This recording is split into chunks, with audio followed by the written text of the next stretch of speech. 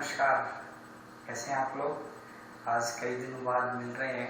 3-4 दिन का ये बीच में गैप रहा, कुछ कारणवश जो है वो क्लास नहीं हो पाई और आज हम फिर से शुरू करते हैं जो हमने पहले शुरू कर रखा था।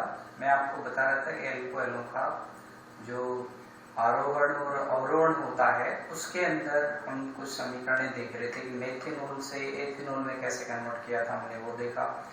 इसके बाद में उसकी दो मेथेनॉल से एथेनॉल में कन्वर्ट करने के लिए दो तरीके देखेंगे।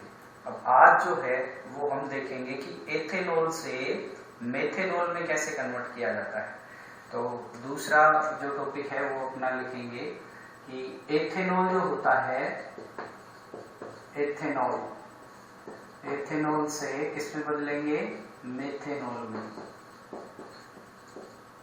एथेनॉल से मेथेनॉल के अंदर किस प्रकार से इसको परिवर्तन करेंगे वो चीजें आज सीखेंगे हम, ठीक है ना।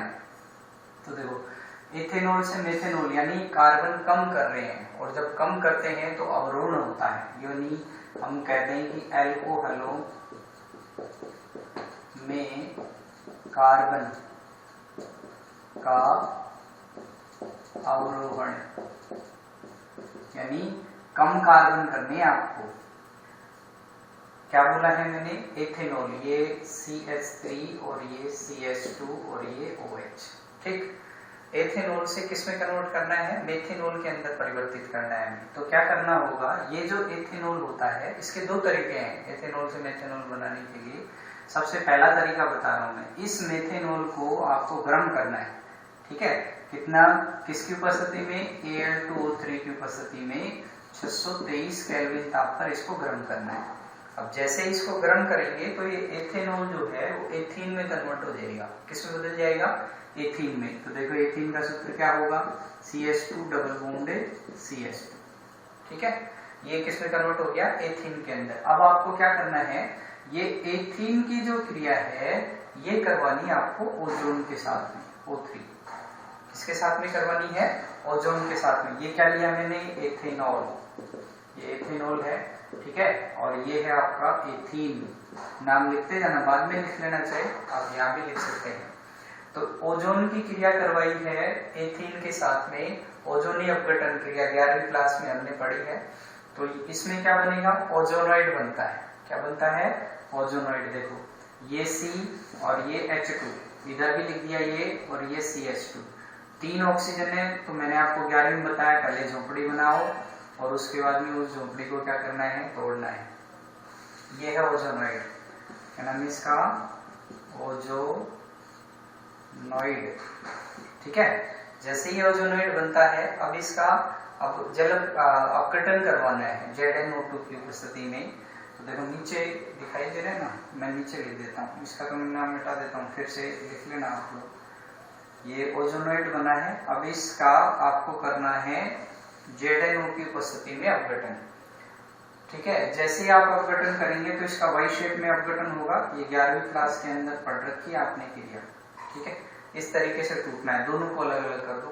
और जैसे ही अलग अलग करेंगे तो दो अणु जो है वो फॉर्मेल्डिहाइड के बनते हैं। किसके बनते हैं, फॉर्मेल्डिहाइड के। तो यहाँ मैं लिख रहा हूँ, देखो दो अणु ये CHO के बनते हैं। कैसे बनेंगे, देखो ये कार्बन है, इसको मैं ऐसे कैसे लिखता हूँ, चलो आपको समझाने के लिए।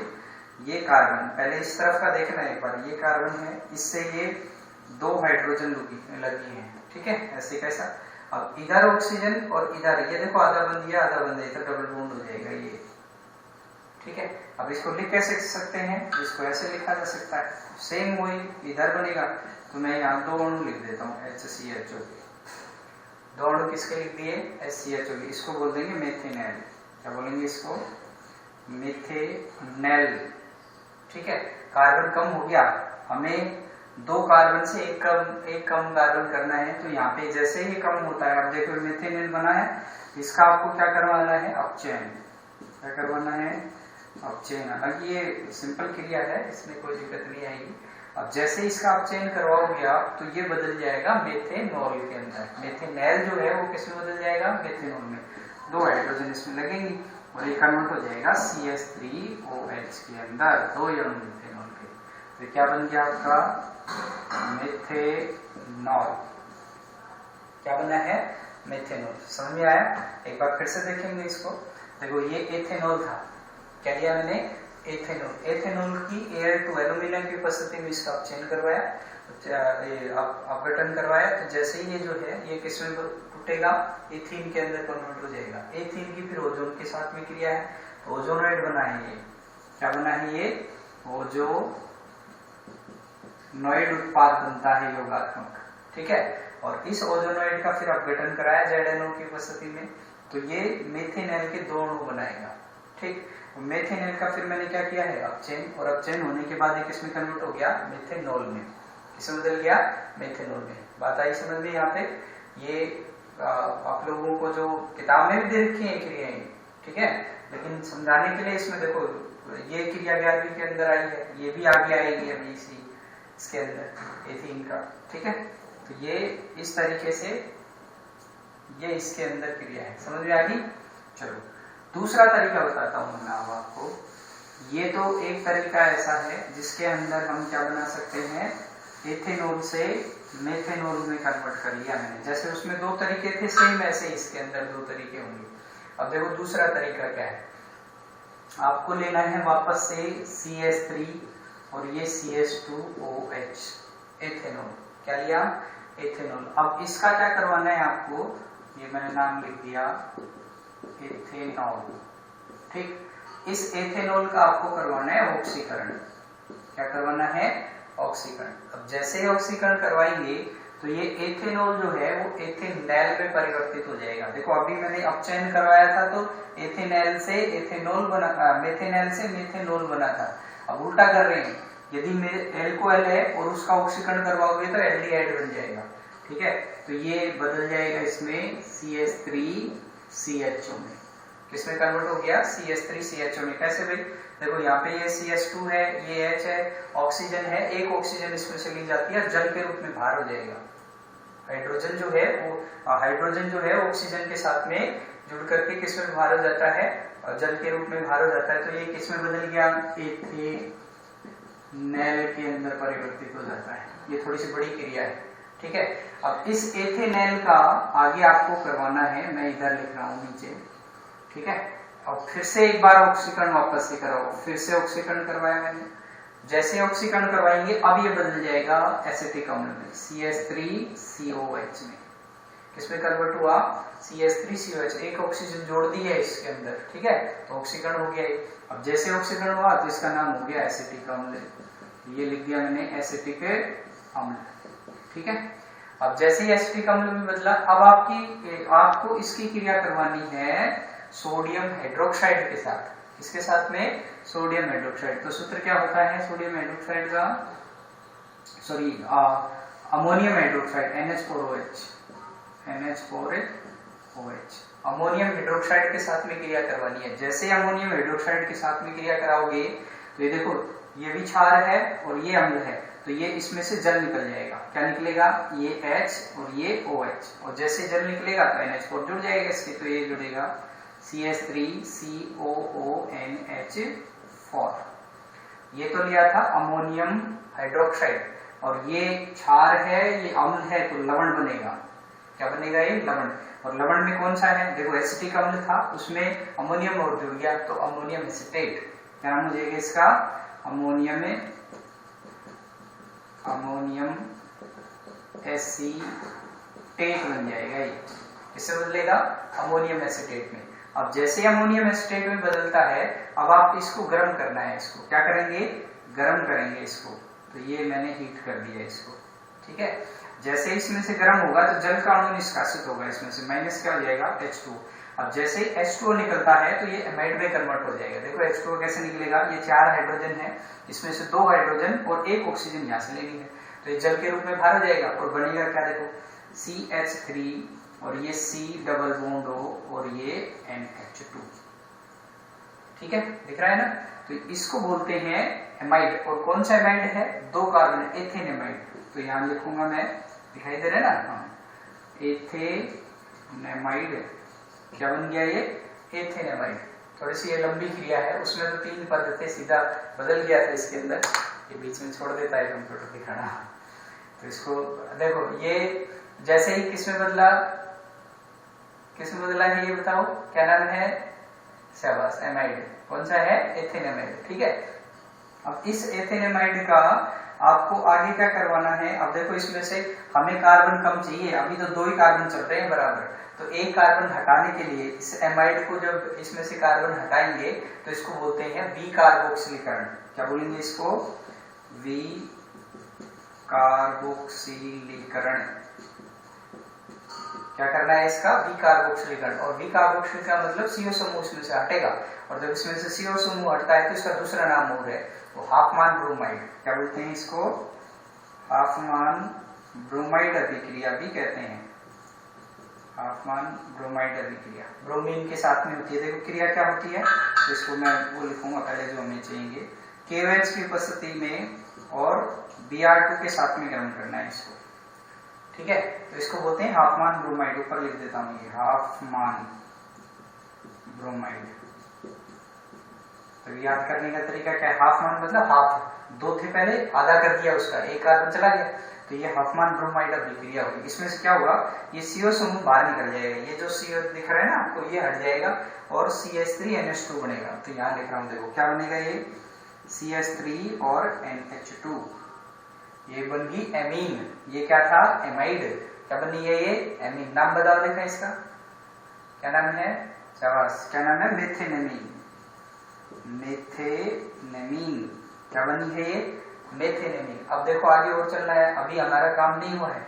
अभी इस मेथेनेमीन की आगे आपको क्रिया करवानी है टिल्डेन अभिकर्मक के साथ या नाइट्रोसिल क्लोराइड के साथ। तो देखो यहां लिख रहा हूं मैं, ये इसकी क्रिया करवानी है आपको NOCl के साथ, टिल्डेन अभिकर्मक। क्या बोलते हैं इसको? टिल्डेन अभिकर्मक भी कहते हैं, नाइट्रोसिल क्लोराइड नाम है इसका। ठीक है, जैसे इसके साथ में क्रिया होगी तो देखो कैसे क्रिया होती है, पहले भी बताया आपको मैंने। इसके अंदर यहाँ देखो ये CH3 और ये N और ये H2। ठीक है, तो ये टिल्डेन अभिकर्मक लेना है, ये Cl, ये N, ये डबल बॉन्ड है। ठीक, इस तरीके से इसमें से ये बन टूटेगा। ये तो हो गया आपका जल, ये होगी नाइट्रोजन और ये मेथिल क्लोराइड। क्या बन जाएगा? Methyl chloride. तो यहाँ पे लिख रहा हूं मैं, अभी इसमें से कट किया तो क्या बनेगा? ये CH3 और ये Cl, मेथिल क्लोराइड बन गया। अब जैसे मेथिल क्लोराइड बन जाता है, अब आप इसकी क्रिया KOH के साथ में करवा दो तो आपको क्या मिल जाएगा? एल्कोहल। तो ऊपर इसकी क्रिया करवानी है KOH के साथ, जलीय KOH। किसके साथ में करवानी है? जलीय KOH। तो जैसे जलीय KOH है तो इसमें से क्या निकल जाएगा? KCl। तो क्या हो जाएगा? CH3OH। इसको बोलते हैं मेथेनॉल। क्या बोलेंगे इसको? मेथेनॉल। हमें यही बनाना था, एथेनॉल से क्या बना है? मेथेनॉल। क्लियर? अब इसको एक बार मैं थोड़ा सा रिपीट कर देता हूँ वापस से, क्योंकि लंबी क्रिया है, उसमें तो हालांकि 2 ही पद थे तो आसानी से होनी थी, इसके अंदर थोड़ा सा ज्यादा है स्टेप, इसलिए इसको थोड़ी सी एक बार दोबारा से देखेंगे। ये क्या लिया? एथेनॉल। ठीक है, एथेनॉल का क्या करवाया? ऑक्सीकरण। ऑक्सीकरण करवाया किसमें बदला? एथेनाइल में, एल्डिहाइड में। ठीक है, और यदि इनका आप चेन कराओगे तो ये बन जाएगा वापस से। फिर इसके बाद एथेनॉल का फिर ऑक्सीकरण करवाया आगे, ऑक्सीकरण करवाने के बाद में किसमें बदला? ये एसिटिक अम्ल। हालांकि क्रिया आ रही है पहले, और एल्कोहलों का ऑक्सीकरण पहले हमने पढ़ लिया है, कार्बोक्सिलिक अम्ल बनाते हैं। ठीक है, तो यहाँ पे ये एसिटिक अम्ल बना है। एसिटिक अम्ल की क्रिया किससे करवाई? अमोनियम हाइड्रोक्साइड के साथ, NH4OH के साथ में जल निकल जाएगा, लवण बनेगा, अमोनियम एसीटेट। क्या बना? ये अमोनियम एसीटेट बना है। फिर अमोनियम एसीटेट में से क्या करना है आपको? गर्म करना है इसको। जैसे गर्म करेंगे इसमें से जल बाहर निकलेगा, और जल बाहर निकलते ही किसमें बदलेगा? ये एथेनेमाइड में। किसमें बदलेगा? एथेनेमाइड के अंदर परिवर्तित होता है। फिर आगे क्या होगा? एथेनेमाइड का हमें हाफमान ब्रोमाइड या वी कार्बोक्सिलीकरण करना है। तो वी कार्बोक्सिलीकरण का मतलब CO समूह जुड़ना, और वी कार्बोक्सिलीकरण का मतलब CO समूह का बाहर निकलना।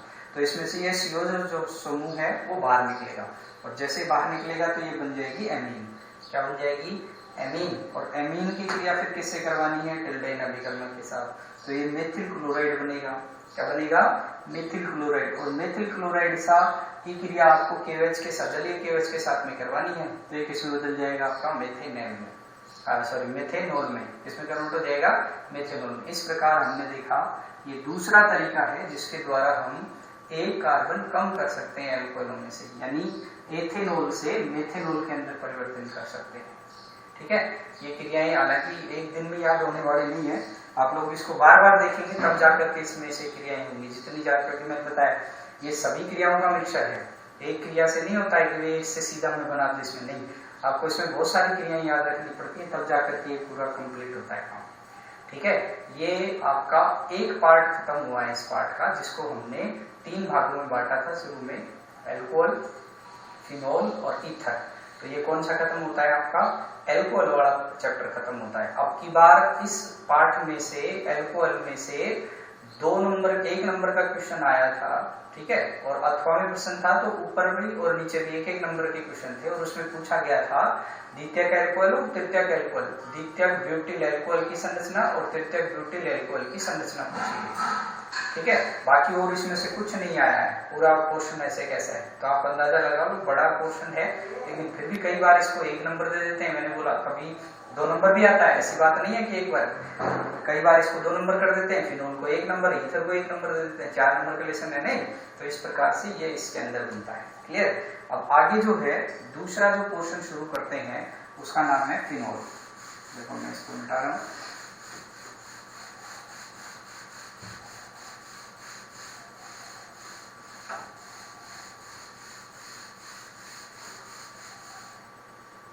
इसके बाद में आता है फिनोल, जो बी भाग है इसका विभाग, उसमें आता है आपका फिनोल। ठीक है, अब फिनोल के बारे में पढ़ेंगे। फिनोल देखो ये क्या है, इसको अगर लेकर के देखें तो सबसे पहले, हालांकि OH समूह है इसके अंदर भी, तो ये क्या होता है कि ये जो बेंजीन होती है, एरोमेटिक जो हाइड्रोकार्बन होते हैं जिसमें बेंजीन मुख्य रूप से, तो ये जो बेंजीन होती है इस बेंजीन का एक हाइड्रोजन, ये हाइड्रोजन, तो बेंजीन में सभी जगह हाइड्रोजन हाइड्रोजन लगे। यदि एक हाइड्रोजन को अगर आप रिप्लेस कर देते हैं किससे, OH समूह से, तो क्या बन जाते हैं आपके, ये मैंने लिख दिया इसमें, इसको रिप्लेस करना है आपको, ये देखो इधर ही लिख देता हूं, ये इस प्रकार से ये OH समूह द्वारा इसको रिप्लेस करते हैं, तो ये रिप्लेस होगा तो ये हट जाएगा, तो ये क्या बनेगा आपका फिनोल। ये इस प्रकार से क्या बन जाता है, ये फिनोल, ये आपका बन गया फिनोल। ठीक है, तो इस तरीके से फिनोल जो है वो क्या है, जो एरोमेटिक हाइड्रोकार्बन होते हैं उनके एक हाइड्रोजन परमाणु में, और एरोमेटिक में मैं कहूँ बेंजीन के एक हाइड्रोजन परमाणु को OH समूह द्वारा रिप्लेस कर दिया जाए तो क्या बनता है आपका फिनोल बनता है। ठीक है ना, फिनोल का दूसरा नाम देखो क्या, इनको कार्बोलिक, क्या बोलते हैं, इनको कार्बोलिक अम्ल भी कहते हैं। ध्यान रखना इस नाम का, कभी आपसे पूछ ले कि कार्बोलिक अम्ल क्या है, तो कार्बोलिक अम्ल जो है वो एक प्रकार का फिनोल ही है। क्या है ये, फिनोल। ठीक है, तो कार्बोलिक अम्ल भी कहते हैं इनको। कार्बोनिक अम्ल अलग है और कार्बोलिक, ये कार्बोलिक है, और कार्बोनिक अगर बोलेंगे देखो ये कार्बोनिक, तो कार्बोनिक अम्ल जो होता है H2CO3, ये कार्बोनिक अम्ल है। ठीक है ना, तो ये अलग चीज है और ये अलग चीज है, ये कार्बोलिक अम्ल है। ठीक, तो इस तरीके से फिनोल जो है इनको कार्बोलिक अम्ल भी कहते हैं, लिख लेंगे इसको। ठीक है ना, अब देखो आगे क्या है, फिनोल जो है इनकी सामान्यतः सूत्र तो मैंने बता दिया, ये फिनोल जो होता है ये कार्बोक्सिलिक, ये इसको ऐसे भी लिख सकते हैं, ये स्पाइक और ये OH, ये भी फिनोल का ही है। ठीक, अब इसके बाद में आता है इनका नामकरण। क्या आता है, नामकरण, ज्यादा बड़ा नहीं, आगे इसके गुण जो है वो ज्यादा है, इसमें रासायनिक गुण है उनमें ज्यादा टाइम लगेगा। तो नामकरण के अंदर क्या है, फिनोल लिखा जाता है, और जो बेंजीन से जुड़े होंगे तो उनमें बेंजीन पहले, फिर जो उसमें जुड़ा है उसको लिख सकते हैं। तो सामान्य नाम क्या है इसका, फिनोल, तो ये तो सामान्य नाम है इसका। ठीक है, और इसमें व्युत्पन्न, फिनोल के जो व्युत्पन्न होंगे उनको फिनोल लगा करके ही लिखा जाएगा, हालांकि उनके सामान्य नाम और हैं लेकिन उनको दूसरे तरीके से लिख सकते हैं। देखो सामान्यतः ये मैंने आपको बेंजीन बता दी, इसमें OH, तो इसको अगर आप IUPAC नाम लिखना चाहें इसका, हालांकि IUPAC ने फिनोल को ही IUPAC नाम स्वीकार कर रखा है, लेकिन फिर भी अब यदि आप इसका नाम देना चाहें तो हाइड्रोक्सी बेंजीन कहलाएगा। क्या कहलाएगा, हाइड्रोक्सी बेंजीन, ये फिनोल का नाम है, इसको हम क्या लिख सकते हैं, फिनोल। ठीक है ना। तो इस तरीके से हाइड्रोक्सी बेंजीन जो होता है वो फिनोल होता है सामान्य रूप से। इसके बाद में और यदि इसके अंदर देखना चाहें, अब मैं इसमें व्युत्पन्न बनाता हूँ इसका। देखो क्या हुआ, ये इस तरीके से बेंजीन है, यहाँ पे ये OH समूह जुड़ा है, और यदि मैंने यहाँ CH3 जोड़ दिया तो अब मूल रूप से तो क्या है, ये देखो इधर क्या है, ये फिनोल है, लेकिन मैंने क्या जोड़ दिया इसमें, CH3। फिर से स्क्रीन देखो, ये जैसे इसमें से जोड़ा मैंने तो ये फिनोल है मूल रूप से, तो CH3 जोड़ते व्युत्पन्न बन गया। तो जैसे ही फिनोल का व्युत्पन्न बनेगा तो हालांकि मूल रूप से तो किसका नाम है, फिनोल का ही ना, तो कुछ इसमें जोड़ेंगे तो उसको सामान्य नाम भी हम दे सकते हैं। तो कौन से सामान्य नाम है, देखो इसको हम कहेंगे ये 1 और 2 नंबर पे आता है तो इसको कहेंगे ऑर्थोक्रिसोल। क्या बोलेंगे इसको, ऑर्थोक्रिसोल कहा जाएगा। ठीक है, अब इसमें यदि आप इसको CH3 समूह को यहाँ लाते हैं तो तीनों का इसमें नाम हो जाएगा। तो देखो ये OH और अब की बार यहाँ CH3 लगा दिया तो मेटाक्रिसोल है। क्या है ये, मेटाक्रिसोल। ठीक, और यदि इसके अंदर इसको 4 नंबर पे पहुंचा दें, ये OH और ये CH3, ठीक, तो अब ये क्या हो गया, पैराक्रिसोल। क्या बन गया ये, पैराक्रिसोल। हालांकि लिख लेना इनको 3-4 को, ठीक है। और बता रहा हूं आगे 1-2।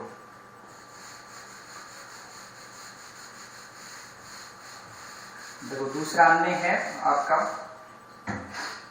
ये 3 और है, मैं तीनों को एक साथ ही लिख देता हूं ताकि आपको लिखने में समझने में आसानी हो जाएगी। ये बेंजीन है तीनों, ठीक।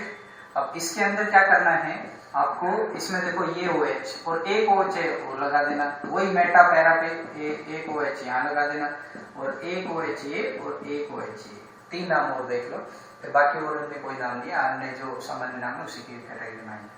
तो यहाँ पे यदि ऑर्थो स्थिति पे 2 OH समूह जुड़े हैं तो इसका जो सामान्य नाम है इसको कहते हैं कैटेकॉल, बोलते हैं कैटेकॉल। ठीक है, ठीक। और कैटेकॉल का IUPAC नाम अगर देखें तो क्या होगा, देखो इसमें दोनों है बेंजीन, ये हमने लिख दिया बेंजीन, ठीक। अब बेंजीन के किस किस पे हैं, 1 और 2 पे, 1,2 डाइऑल इक्वल है ना, तो बेंजीन 1,2 डाइऑल। और यहाँ पे इसका नाम है रिसोर्सिनॉल, रिसोर्सिनॉल, ठीक। इसका नाम हो जाएगा बेंजीन 1,3 डाइऑल, 1,3 डाइऑल, ठीक। और ये बेंजीन शब्द आगे लग जाएगा इसमें, बेंजीन 1,3 डाइऑल। और यहाँ पे 1 और 4 नंबर पे है तो इसको पैरा बोलेंगे, पैरा। अब ये देखो, हालांकि ये कैटेकॉल है, ये रिसोर्सिनॉल है, इसको बोलते हैं क्विनोल। क्या बोलते हैं इसको, क्विनोल, ये क्विनोल लिख दिया, ठीक। अब इसका नाम क्या हो जाएगा, वही बेंजीन 1,4 डाइऑल का नाम हो जाएगा इसका, बेंजीन 1,4 डाइऑल, ठीक। 1 मिनट,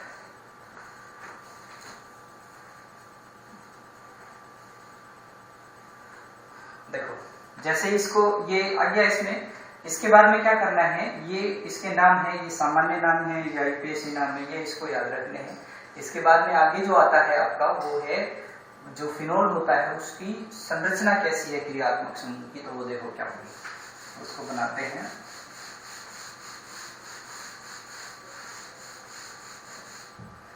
क्रियात्मक समूह की संरचना, क्रियात्मक समूह है की संरचना। हालांकि इसमें दे नहीं रखी है इतनी, लेकिन फिर भी आपको बता देते हैं किस तरीके से। ये बेंजीन है, ठीक है ना, एक छोड़ के एक, ये आपका O और ये H, ये हाइड्रोजन और ऑक्सीजन, ये इसके ऊपर लोन पेयर है, ठीक। अब इसके अंदर देखो क्या क्या है, यहाँ पे ये जो बीच का कोण है इसका वो तो है 109 डिग्री का, ये कितना कोण है, 109 डिग्री। और कार्बन और हाइड्रोजन के बीच की लंबाई है 96 पिकोमीटर, और इस कार्बन और इस ऑक्सीजन के बीच की जो लंबाई है 136 पिकोमीटर। कितनी है, 136 पिकोमीटर है। अब इसके अंदर और क्या देखना चाहिए, कि ऑक्सीजन जो होती है इस पे क्या होते हैं, 2 लोन पेयर होते हैं।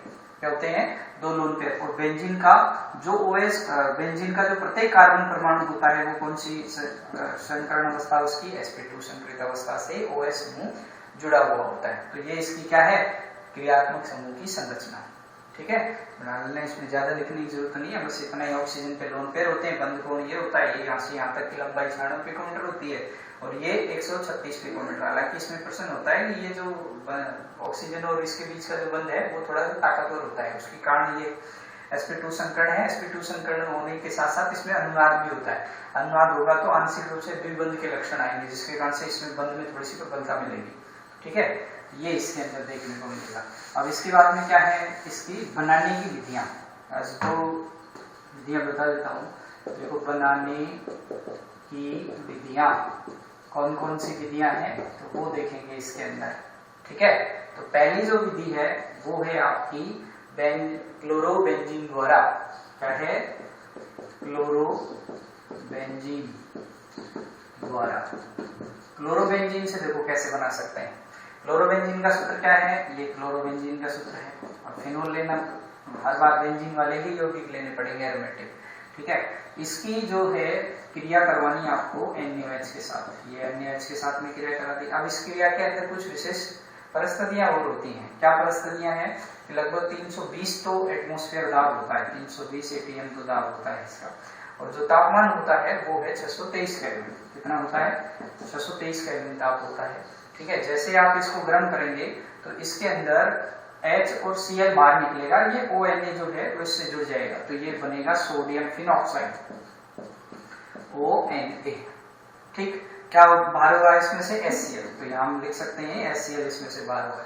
ठीक है, तो ये क्या बना आपका सोडियम फिनॉक्साइड। फिनॉक्साइड क्या बनता है, सोडियम फिनॉक्साइड बनता है। अब देखो क्या होगा, ये सोडियम फिनॉक्साइड अम्ल की उपस्थिति में HCl ले लिया, कोई भी चाहे तो HCl ले लो या H+ लिख दो, अम्ल की उपस्थिति में इसका विघटन होता है, और जैसे ही ये विघटन होगा तो ये बदल जाएगा किसके अंदर, फिनोल में।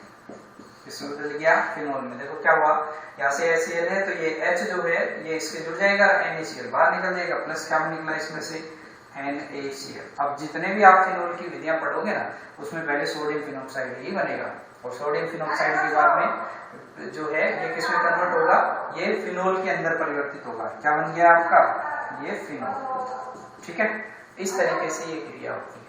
पहली ये क्या लिया मैंने, बेंजील क्लोराइड, ये देखो क्लोरोबेंजीन लिखे, या बेंजील क्लोराइड ले लिया, तो ये जो है ये पहले किसमें कन्वर्ट हुआ, सोडियम फिनॉक्साइड में, और सोडियम फिनॉक्साइड का अम्लीय अपघटन किया तो किसमें बदला, फिनोल के अंदर परिवर्तित होता है। ठीक है, ये पहली विधि है। इसके बाद दूसरी विधि देखो,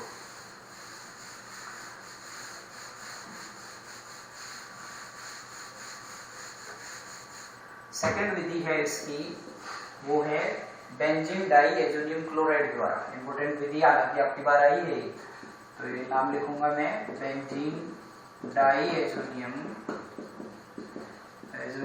क्लोराइड। इसका शॉर्ट फॉर्म में क्या नाम होता है, BDC। क्या नाम है, BDC। ये दो बार आई है, एक बार तो 2013 में आई थी समीकरण इसकी, और एक बार अब आई है 2020 में भी आई है। लेकिन 20 में कैसी आई है कि इसका एक जो समीकरण दिया है वो आधा पोर्शन तो ये है और आधा पोर्शन बाद में है इसकी क्रियाओं का, तो हालांकि दोनों को मिक्सर करके दिया है, एक समीकरण नहीं है कि भाई यही आई है पूरी। देखो किस तरीके से, BDC सूत्र होता है BDC का, बेंजीन डाइएजोनियम क्लोराइड, ये 2 और ये Cl, इसको बोलते हैं BDC। क्या बोलते हैं इसको, BDC, benzene diazonium chloride. Clear. अब इसके बाद में क्या करना है, इस BDC की जो क्रिया है इसको आपको गर्म करना है। BDC को क्या करेंगे, गर्म करेंगे, किसके साथ में, जल के साथ में उबालते हैं इसको, तो प्लस में लिख दिया H और ये OH। अब उबालते हैं तो ये ऊपर लिख दिया मैंने, उबालने पर।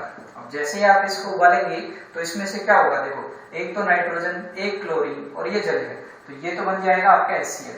क्या बनेगा इसमें से, HCl, और ये OH जो है इसके जुड़ जाएगा, नाइट्रोजन अलग हो जाएगी, तो ये इसमें बनेगा इस तरीके से। यहाँ ये तो बना आपका फिनोल, क्या बन गया ये तो बन गया फिनोल, प्लस दूसरा क्या बनता है, एक N2 दिखाई दे रहा है, हाँ, और एक प्लस में क्या बनती है HCl, प्लस में क्या बना HCl। अब देखो 2020 में जो समीकरण आई है वो क्या है, सबसे पहले ये दे रखा था, उसके बाद में यहाँ HOH के साथ में फिर पूछा कि A क्या है, ठीक, फिर A बना करके फिर आगे और क्रिया करवा रखी थी, दूसरा और था इसके साथ में, उसको प्रश्न को देख लेना आप लोग। तो इसमें इस A के साथ में फिर आगे और क्रिया करवा रखी, फिर B था उसमें, इसीलिए 2 नंबर इसी में से आए हैं केवल। जॉब की बात जो 2 नंबर बने हैं ना इसके, तो वो इसी समीकरण में 2 नंबर कर दिए और लिख दिया A और B को पहचानिए। तो A में क्या आया है, फिनोल, ठीक है। और फिनोल के बाद में बी से जो क्रिया करवाएंगे वो आगे आएगा। पेपर अभी देख करके आप लोग कर लेंगे इसमें आगे कौन सी क्रिया है, ठीक है ना। तो ये इस तरीके से ये फिनोल के साथ में ही इसके अंदर क्रिया समझ में आ गई है। बीडीसी है, उबाला है जल के साथ में, तो क्या किसमें बदलेगा, ये फिनोल के अंदर परिवर्तित होता है। ठीक, ये कितनी क्रिया होगी इसकी, 2। एक और बता देता हूँ, बाकी आप कल पढ़ेंगे।